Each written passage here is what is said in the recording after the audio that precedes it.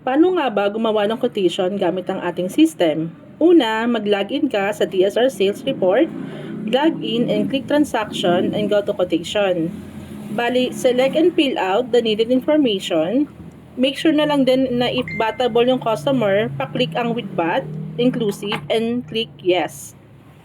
Para mag-reflect ang quotation na batable siya. Then next is i-input ang item ni customer sa select item.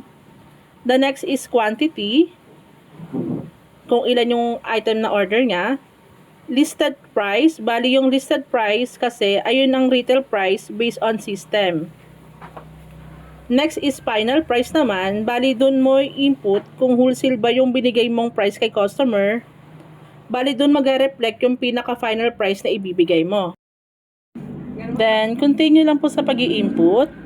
Then, the next naman is yung photo details. After mo ma-input lahat ng product and services, pwede tayo mag-attach ng photo or mock-up sa reference design para sa customer and sa atin sa sales. Ang goal ng picture details para maiwasan ng pagkakamali at both side agree sa design or mock-up. And lastly, makikita rin dyan ang terms and condition na mababasa ng customer before mag-agree sa order. Bali, i-explain na lang natin kay customer yung terms and condition natin dyan. Then, save as PDF para mabigay o mapadala sa kanya. Ayun lamang po. Thank you.